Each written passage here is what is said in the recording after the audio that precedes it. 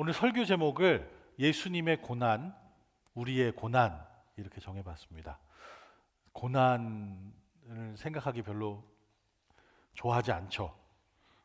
예수님의 고난도 우리의 고난도 그렇게 달가운 얘기들은 아닙니다. 예수님의 죽으심은 아마도 지금까지 가장 감동적인, 그렇게 들려지는 이야기 중에 하나일 것입니다. 사람의 영혼의 근간을 휘저어 놓는 슬픔과 비극이 가득 찬 이야기가 바로 예수님의 죽으심에 관한 이야기입니다. 예수님의 죽으심을 생각하면 참 우리의 마음이 슬퍼집니다. 그 지독한 매질과 십자가에서의 고난을 전혀 겪으실 이유가 없는데, 그런 분이 그 일을 다 당하시고 우리의 자리에서 죽으셨으니 우리의 마음이 슬픕니다. 죽음으로 몰아가게 된 그 과정 이야기를 들으면 우리의 마음속에 분노가 끓어오릅니다. 왜냐하면 그 모든 과정이 정의롭지 못했기 때문입니다. 그 당시에 종교 지도자들, 그 당시에 정치인들이 어떻게 예수님을 이용했는지 그것을 생각해 보면 우리 안에 분노가 끓어오릅니다. 하지만 그 죽으심을 기꺼이 당하신 예수 그리스도의 자기를 아끼지 않는 희생을 생각하면 우리 마음속에 사랑의 감정이 차오릅니다. 그리고 그분의 죽으심이 자신을 위한 것이 아니라 다른 이들을 위한 것이었기 때문에 우리의 눈에 눈물이 맺힙니다. 예수 그리스도의 죽음은 많은 사람들을 감동시켰습니다. 초창기 그리스도인들의 마음을 감동시킨 이 이야기는 그들의 손으로 기록을 하게 되었습니다. 초창기 복음서들의 기록은 예수 그리스도의 죽으심만을 중심적으로 다루고 있었습니다. 그리고 그 복음은 수천 명의 사람들을 하나님의 영광을 위해서 순교하는 자리로 이끌었습니다. 그리고 수많은 세대 속에서 시인들은 아름다운 시를, 음악가들은 아름다운 찬양을 만들어서 주님을 노래했습니다. 그리고 그 예수 그리스도의 죽으심은 우리로 하나님께 헌신하도록 이끄는 복음의 이야기가 되기도 했습니다. 예수님의 죽으심은 불공정한 것들의 끝을 보여주는 그런 사건이었습니다. 예수님께서는 사랑만을 행하셨는데 아주 거대한 증오가 그를 향해서 내뿜어졌습니다. 예수님께서는 하나님의 말씀만을 가지고 그 말씀을 전하셨는데 신을 모독했다고 고발당해서 죽음의 자리로 끌려 나왔습니다. 예수님께서는 평화만을 전하셨는데 군중들을 현혹해서 혁명을 일으키고 있다, 혁명을 꾸미고 있다라는 형벌을 받아야만 했습니다. 예수님께서는 죽은 이도 살리셨는데 정작 본인은 십자가에 못 박혀 죽어야 했습니다. 예수님께서는 가난하고 병들고 외롭고 사람들로부터 버림받은 소외당한 사람들을 찾아가셨는데 가장 가까운 친구들이 예수님을 배신하고 예수님을 버렸습니다. 아마도 성서의 인물 중에서 욥이라는 사람만이 예수님께서 겪으신 일들과 비슷한 일을 직접 경험한 사람일 것입니다. 욥기의 초반에 보면 욥은 흠이 없고 옳고 고든 사람이다, 그렇게 나옵니다. 그리고 그와 같은 사람은 세상에 없다, 하나님께서 그를 그렇게 불러주십니다. 그래서 사탄은 욥의 진심을 의심했습니다. 그리고 하나님께 찾아가서 하나님께서 그 욥에게 너무 큰 복을 많이 주시니까 선한 척하는 사람이다, 그렇게 얘기를 했습니다. 만약에 그에게 복을 주시지 않는다면, 주신 것이 다 없어진다면 하나님을 그렇게 열심히 섬기지 않을 거다. 그렇게 해서 하나님께 그 욥을 시험할 그 권리를 허가받아 옵니다. 그날 욥은 재산이 다 사라져버린 일을 당했습니다. 그리고 자녀들이 죽음을 맞이한 그런 일을 당했습니다. 재산을 다 잃고 자녀를 다 잃은 욥이 이렇게 고백을 합니다. 여호와께서 주신 것을 여호와께서 가져가시니 여호와 이름이 찬양받으시기를 바랍니다. 하나님께서 이것을 보시고 사탄에게 말합니다. 내 종 욥을 유심히 살펴보았느냐? 땅 위에 그런 사람이 없다. 그는 흠이 없고 정직한 자로서 하나님을 경외하고 악을 멀리하는 사람이다 라고 자랑스럽게 얘기하셨습니다. 자식을 다 잃고 평생 피와 땀을 흘려 모은 것들이 다 사라졌는데도 하나님을 찬양하는 사람이니 얼마나 하나님께서 기뻐하시겠어요. 근데 사탄이 이렇게 얘기합니다. 사람이 자기 목숨을 위해서는 가진 모든 것을 다 내주기 마련입니다. 사탄이 욥의 온몸에 악성 종기가 나도록 했습니다. 욥은 잿더미에 앉아서 깨어진 그릇 조각을 들고 온몸을 긁어댈 수밖에 없었습니다. 그러자 아내까지 와서 욥에게 말합니다. 아직도 그 잘난 충성심이나 붙들고 있습니까? 차라리 하나님을 저주하고 죽어버리세요. 그런 아내에게 욥은 말합니다. 우리가 하나님께 좋은 것만 받고 고난을 받지 않겠다는 겁니까? 의로운 사람이 영문도 모르는 채 고통을 당하는 것이 얼마나 불공평한 일입니까? 욥도 하나님을 믿는 사람이었지만 그 불공평하고 정의가 어디에 있는가? 자기가 당하는 그 고난 때문에 고민했습니다. 그래서 그는 이렇게 고백을 합니다. 오늘까지 내 쓰라린 원망은 계속되는구나. 내가 당한 일이 너무도 심해서 신음소리도 나오지 않는구나. 그래서 욥은 하나님 앞에 찾아가서 자기의 처지를 아뢰고 정의를 이루어 달라고 간청하고 싶었습니다. 하지만 어쩔 수 없는 절망감에 그는 이렇게 얘기합니다. 내가 어둠 속으로 사라져 버릴 수만 있다면. 고통이 너무 계속되고 너무 심하니까 내가 좀 그냥 없어져 버렸으면 좋겠다. 욥이 그렇게 얘기합니다. 저 캄캄한 어둠 속으로 그냥 사라져 버렸으면 좋겠다. 하나님 말씀 맞죠? 세상에 욥과 같은 사람은 사실 없습니다. 그렇게 재난을 당하고 나서도 하나님을 찬양한 사람은 세상에 없을 겁니다. 대부분의 사람이라면 욥의 아내가 얘기한 것처럼 하나님을 저주하고 목숨을 끊었을 그런 상황이었습니다. 여기 앉아 계신 여러분들은 욥처럼 흠이 없는 정도는 못 돼도 적어도 중간 정도 다 이상하시는 분들이라 저는 그렇게 믿습니다. 다 그러시죠? 예. 우리 모두는 하나님의 뜻을 따라 살려고 열심히 노력하는 사람들입니다. 하나님의 도우심으로 이웃을 사랑하려고 열심히 노력하는 사람들입니다. 매번 성공하는 것은 아니어도 때로 실패와 실수를 맛보지만 좌절하지 않고 하나님께서 명하셨으니까 하나님 뜻대로 내 이웃을 좀 사랑해 보려고 노력하는 사람들입니다. 때로는 우리 이웃들 중에 참 사랑하기 힘든 사람들이 있어요.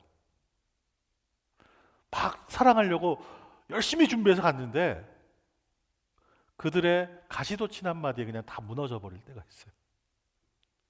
화해를 좀 해보려고 내 마음을 다 풀고 갔는데 더 상처 주는 얘기를 해서 마음이 아플 때가 있어요. 참 사랑하기 어려운 사람들이 있어요. 그래도 나는 못해도 하나님의 도우심으로, 하나님의 사랑으로 어떻게든 해보려고 우리 노력을 하잖아요. 그죠? 세상에 어떤 사람들은 노력조차 안 해요. 그리고 그런 것에 마음을 내주는 것은 패배하는 것처럼 그렇게 생각하는 사람들이 있어요.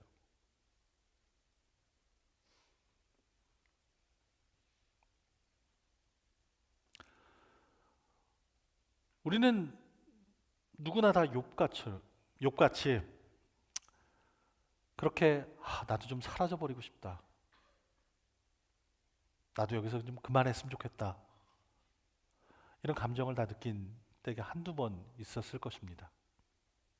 어쩌면 우리 중에 아무도 욥이 당한 것 같은 그렇게 극심한 고난과 고통을 당한 적은 없었을 거예요.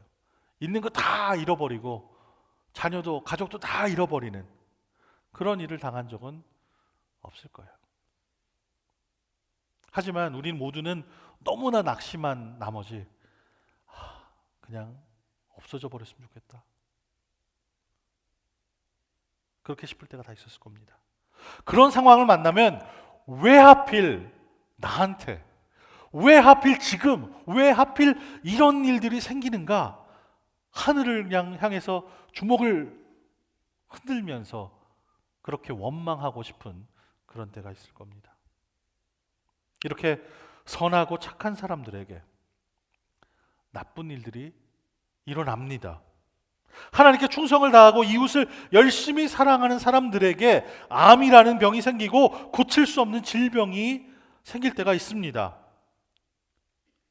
어린아이가 불구가 되어서 태어나기도 하고 못 고치는 질병 때문에 안타까운 영혼이 일찍 세상을 떠나는 때도 있습니다. 시간을 들이고 물질을 들이고 정성을 다해서 하나님의 일을 도맡아 하는 사람이 넘어질 때가 있어요. 건강이 악화되기도 하고 사고를 당할 때도 있습니다. 도대체 왜라고 물을 수밖에 없는, 납득이 가지 않는 상황이 우리 삶 속에 생깁니다. 여러분 가운데 마음에 두려움을 안고 계시는 분이 계십니까? 남이 모르는 좌절감과 열등감으로 씨름하는 분이 계십니까? 예수 믿어봐야 나한테는 그렇게 유익이 되지 못해. 내 믿음이 나의 고민에 대해서 아무런 해답도 주지 못해. 라고 부정적인 생각을 가지고 있는 분이 계십니까? 하나님께서 주신 이 귀한 말씀을 통해서 오늘 해답을 얻으시기 바랍니다. 나에게 전혀 도움이 되지 못하는 믿음이라면 정말로 나를 구원해야 될 그 순간에 믿음은 아무 힘도 못 쓰더라, 그런 식의 신앙생활이라면 왜 믿음을 가져야 하고 왜 신앙생활을 해야 하는지 진지하게 우리는 스스로에게 물어봐야 합니다. 그렇지 않으면 얼마나 시간 낭비예요. 히브리서는 하나님께서 당시 유대인으로서 예수를 믿는 하나님의 자녀들에게 특별하게 써보내신 계시의 말씀입니다. 히브리서를 받아본 독자들은 당시 대단히 어려운 상황에 놓여 있는 사람들이었습니다. 그들은 유대인이었습니다. 그리고 유대인으로서 예수를 믿었습니다. 그렇기 때문에 유대 사회로부터 완전히 추방당한 것은 물론이고 끝없이 이어지는 핍박 속에서 몸부림쳐야 했습니다. 유대 사회라는 것도 사실 여러 제국들에게 지배를 받아오는 식민지의 사회였습니다. 그러니 유대 사회 자체도 어려워요. 근데 그 유대 사회에서 예수를 믿는다는 이유 때문에 쫓겨난 사람들이 있었습니다. 바로 그들에게 쓰여진 편지가 히브리서입니다.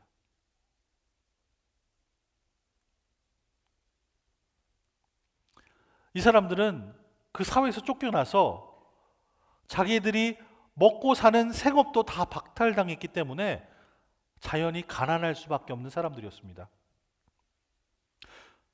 단지 예수를 믿는다는 이유 하나 때문에 사람들로부터 조소와 멸시를 받는 그런 사람들이었습니다. 그것도 잠깐 1년, 2년 동안 있다가 지나가는 것이 아니라 앞으로 얼마 동안 이것을 감당해야 할지, 이런 생활을 해야 할지, 이 어두운 터널을 지나가야 할지 전혀 예측할 수 없는 절망적인 상황이었습니다.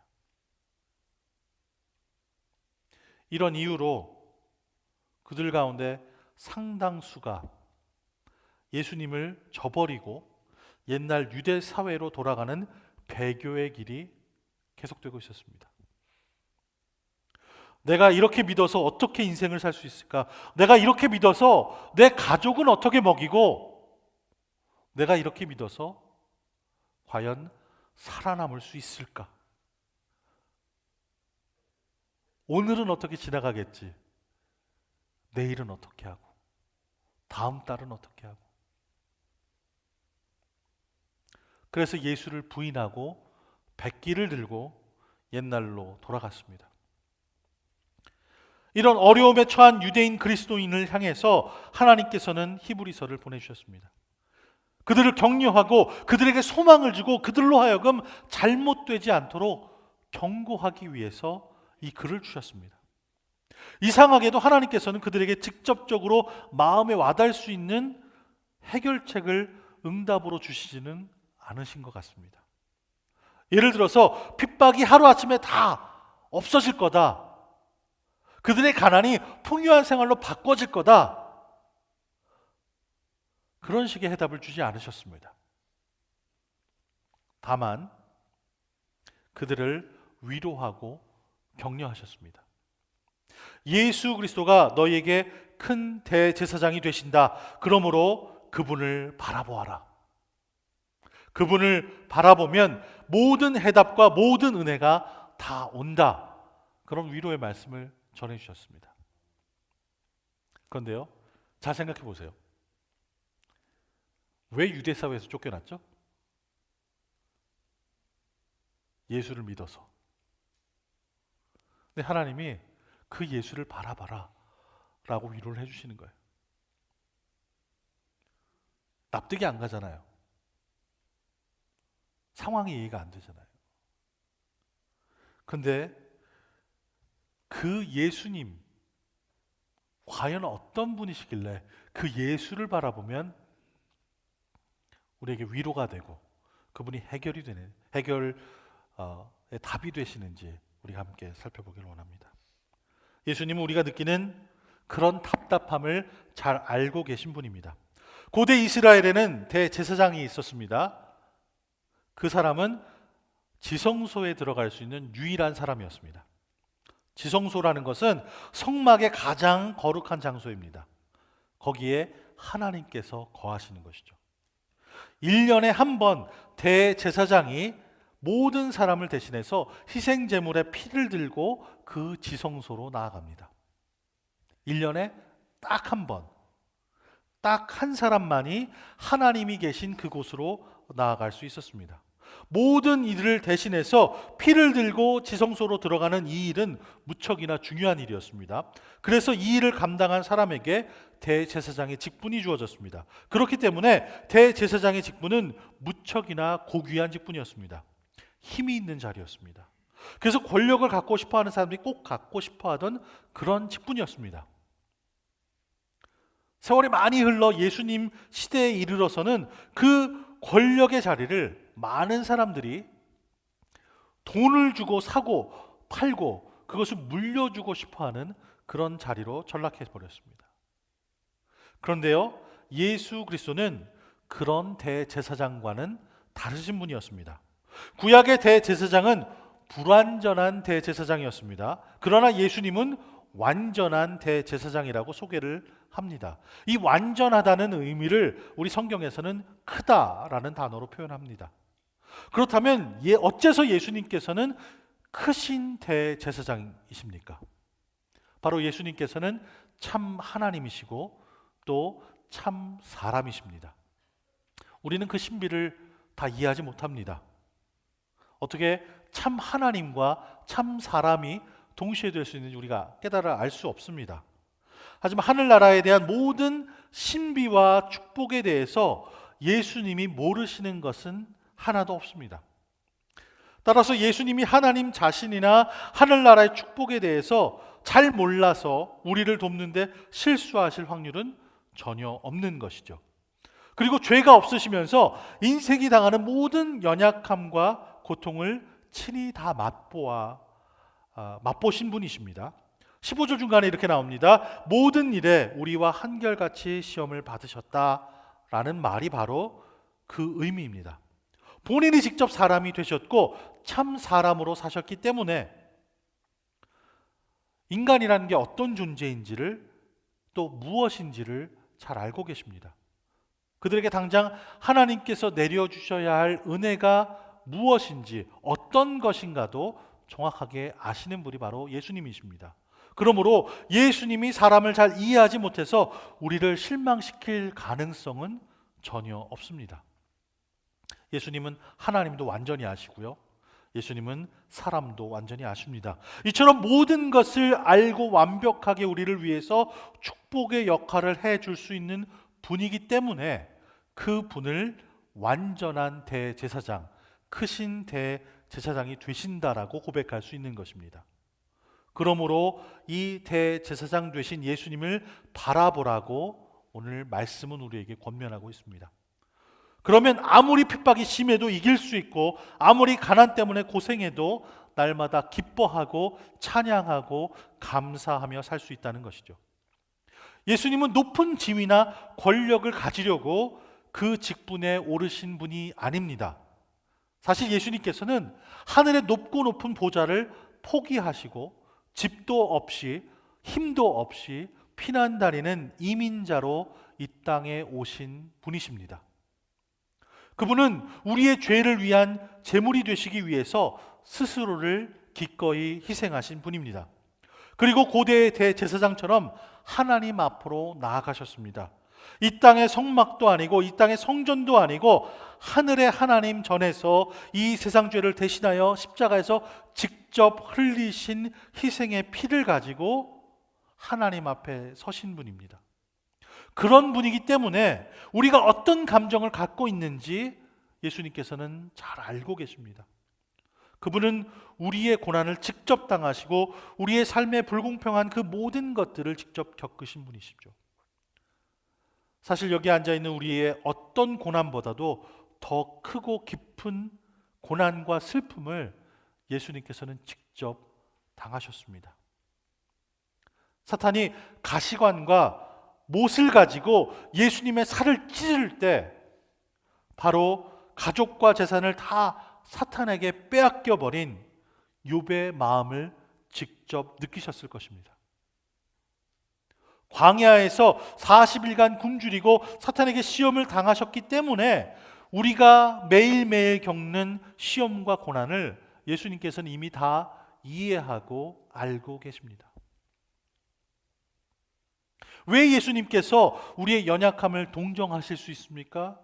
사람의 몸을 입고 이 세상에 오셔서 우리가 겪은 모든 연약함과 고통을 직접 맛보셨기 때문입니다. 예수님만큼 가난 때문에 고통당한 일이 어디 있습니까? 우리 가운데 가난하고 어려운 상황 속에서 힘들어하는 형제가 있을지 모르지만 예수님만큼 가난해 보셨습니까? 여우도 굴이 있고 쉴 곳이 있는데 인자는 머리 누일 곳이 없다. 예수님 그렇게 가난하게 사셨습니다. 예수님은 아침을 굶으면서 하루를 시작해야 될 때가 종종 있었습니다. 예수님만큼 슬픔을 가슴에 안고 괴로워한 경험이 여러분 있으십니까? 그분은 죄가 없는 분이기 때문에 똑같은 슬픔이라도 그분이 느끼는 강도는 우리보다 몇천 배, 몇만 배 더 클 수 있습니다. 그래서 예수님께서 슬픔을 안고 함께 눈물을 흘리면서 괴로워하는 모습을 우리는 성경을 통해서 볼 수 있습니다. 예수님만큼 공포로 인해 밤새도록 잠 한숨 못 자고 씨름해 본 적이 있으십니까?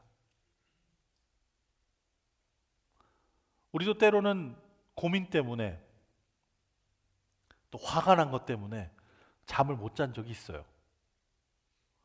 예수님의 십자가의 공포를 한번 생각해 보세요. 예수님은 인간이 경험할 수 있는 모든 연약함을 다 경험하시면서 그 연약함으로 인한 고통도 몸소 체험하셨습니다. 그래서 히브리서 2장에 이렇게 얘기합니다. 자기가 시험을 받아 고난을 당하셨은즉 시험 받는 자들을 능히 도우시느니라. 예수님께서 그래서 우리를 도우실 수 있어요. 우리 가운데 이런 생각을 가진 사람들이 있습니다. 나를 알아주는 사람 아무도 없어.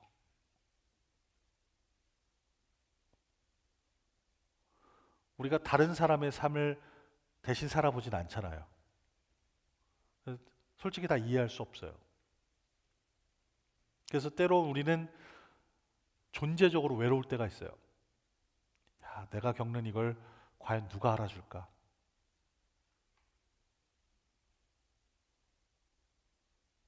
누가 내 마음을 알까? 날 알아준 사람 아무도 없어. 그런 생각을 자주 하시는 분들이 있다고 저는 믿습니다. 근데 그런 생각은 사실 거짓입니다. 왜냐하면 여러분을 가장 잘 알아주시는 분이 있기 때문입니다. 여러분의 생각을 잘 알아주시는 분은 완전하신 대제사장 예수 그리스도십니다.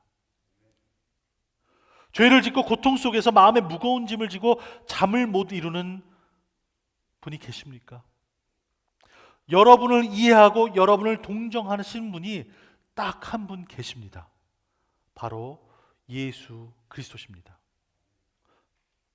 능력이 따라가지 못해서 실패하고 경쟁에 뒤처져서 이제 어떻게 살아가야 될지 몰라서 막막한 심정으로 이 자리에 앉아 계신 분이 계십니까? 여러분의 처지를 충분히 이해하고 여러분을 도우려고 하시는 분이 계십니다. 우리를 사랑하고 우리를 위해서 간구하시는 완전한 대제사장 예수 그리스도십니다. 그분을 꼭 붙드십시오. 그러면 우리에게 절망은 없습니다. 우리는 절대로 거꾸러뜨림을 당하지 않습니다. 예수님이 진정으로 우리의 상황을 다 이해하십니다. 오늘 말씀 이렇게 얘기합니다. 이와 같이 우리에게 하늘로 올라가신 위대한 대제사장 곧 하나님의 아들 예수가 계시니 우리가 고백한 신앙을 굳게 지키십시다. 우리 모두는 때때로 흔들리고 넘어지기도 합니다. 하지만 예수님께서는 우리가 느끼는 그 모든 부담들을 다 알고 계십니다. 왜냐하면 예수님께서 직접 다 겪으셨기 때문입니다. 그런 주님께서 우리를 도우셔서 우리도 시험과 고난을 이기게 하실 것입니다. 왜냐하면 그분께는 이런 시험과 고난을 이길 수 있는 힘과 능력이 있기 때문입니다. 오늘 말씀 얘기합니다. 그러므로 자비하심을 얻고 필요할 때 도우시는 은혜를 얻기 위해 은혜의 보좌 앞으로 담대히 나아갑시다. 우리는 하나님께 모든 것을 다 터놓고 얘기하는 일에 두려워할 이유가 전혀 없습니다. 그래서 욥이 하나님 앞에 나가서 모든 걸 다 얘기하는 것이죠.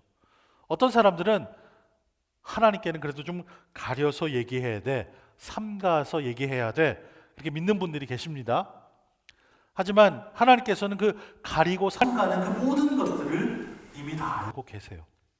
그러니까 은혜 보좌 앞으로 담대하게 당당히 나아가시기 바랍니다.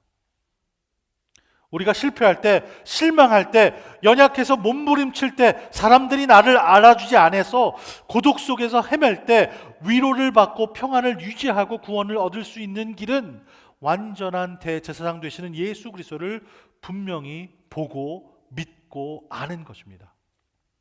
그러기 위해서는 우리가 두 가지를 잘 기억하고 실천을 해야 돼요. 첫 번째로는 예수 그리스도가 우리의 대제사장 되심을 철저하게 믿어야 합니다. 14절 끝에는 이렇게 명령합니다. 우리가 믿는 도리를 굳게 잡을지다. 무엇을 믿는다는 얘기입니까? 예수님은 우리의 완전한 대제사장 되신다는 진리를 믿는 겁니다. 이 진리를 철저하게 믿고 붙들어야 비로소 대제사장 되시는 예수님을 통해서 오는 모든 축복을 누릴 수 있습니다. 우리 기독교는 하나님 앞으로 나아가는 종교입니다. 여러분의 은혜 보좌가 어디 있습니까? 두세 사람이 예수님으로 이름으로 모이는 그곳이 바로 은혜의 보좌가 되는 것입니다. 어디에 은혜의 보좌가 있습니까? 홀로 조용히 앉아서 기도하는 골방이 바로 은혜의 보좌입니다. 어디에 은혜의 보좌가 있습니까? 예수님을 사랑하는 마음으로 예배하기 위해 모인 거룩한 성도들의 자리에, 이 예배 시간에 은혜의 보좌가 있습니다. 그 은혜의 보좌 앞으로 나아갈 때 두려워하지 말고 당당하게 나아가라고 오늘 말씀은 얘기합니다. 우리가 잘나서 당당하게 나갈 수 있나요? 그런 건 아닙니다. 나를 도와주시는 예수님이 이 자리에 계시고 그분이 나를 위해서 기도하시는 곳이기 때문에 우리가 고개를 들고 떳떳하게 하나님 앞으로 나아가서 하나님께 요청하고 하나님께 우리의 삶을 맡기고 우리의 문제를 고백하는 것입니다. 여러분 중에 서로 죄를 범해서 마음에 무거운 짐을 지고 있을 수 있습니다. 그럴 때에도 통회하고 자복하는 심정을 가지고 하나님 앞에 당당하게 가서 여러분의 죄를 고백하세요. 예수님, 제가 이런 일을 했습니다. 용서해 주십시오 라고 말하면 우리 주님께서는 두말하지 않고 용서해 주시고 그 죄를 동에서 서가 먼 것처럼 멀리 해 주십니다. 그리고 그 죄를 용서해 주시고 다 잊어버리십니다. 그러니 담대하게 나가십시오. 성경은 굳게 잡으라고 얘기합니다. 우리가 뭔가를 잡을 때 굳게 잡죠. 우리 애기들도 장난감 잡을 때는 아주 온 힘을 다 써서 잡아요. 젖 먹던 힘을 다 써서 잡잖아요. 그죠? 그거 뺏으려고 그러면 절대로 안 줘요. 우리도 그렇잖아요. 어른들도. 누구한테 뺏기지 않으려는 건 우리가 꼭 쥐고 놓지 않잖아요. 바로 예수님을 그렇게 꼭 붙들어야 합니다. 예수님을 꼭 붙들고 놓지 않는 방법이 무엇입니까? 철저하게 믿고 날마다 그 믿음을 고백하는 것입니다. 예수님은 나의 제사장이 되신다. 그분은 오늘도 나와 함께 하신다. 이렇게 날마다 고백하고 믿으면 그 생각이 나의 삶을 지배하게 됩니다. 그 믿음이 나의 생각과 감정과 의지를 통제하게 되는 것이죠. 바로 예수님이 우리의 모든 사상과 모든 감정, 우리 삶을 다스리시는 것입니다. 그럴 때 놀라운 위로와 평안이 우리를 사로잡는 것입니다. 두 번째로 우리가 해야 할 일이 있습니다. 그것은 바로 은혜의 보좌로 담대히 나아가는 것입니다. 4장 16절은 참 은혜로운 말씀입니다. 그러므로 우리가 긍휼하심을 받고 때를 따라 돕는 은혜를 얻기 위하여 은혜의 보좌 앞에 담대히 나아갈 것이니라. 이렇게 은혜의 보좌로 나아가면 때를 따라 돕는 은혜를 주신다 이렇게 말씀하십니다. 하나님의 은혜는 풍성하신 은혜입니다. 하나님은 그 은혜를 잔뜩 쌓아놓고 예수님의 이름을 부르는 사람에게 오기만 하면 주시는 그것이 준비된 그런 보좌가 바로 은혜의 보좌입니다. 하나님의 은혜는 넘치는 것을 초월해서 풍성해지는 은혜입니다. 요만큼 받으면 요만큼 그대로 있는 게 아니라 요만큼 받은 거에서 점점 넘쳐 솟아나는 은혜가 바로 하나님의 은혜입니다. 여러분이나 저나 우리가 하나님의 은혜를 빼면 뭐가 남아요? 아무것도 안 남잖아요. 하나님 은혜 빼면 아무것도 없습니다. 우리가 좀 뭔가 누리고 살고 이만큼 해놓은 것 같지만 하나님의 은혜를 다 걷어가시면 남는 거 하나도 없는 사람들이에요.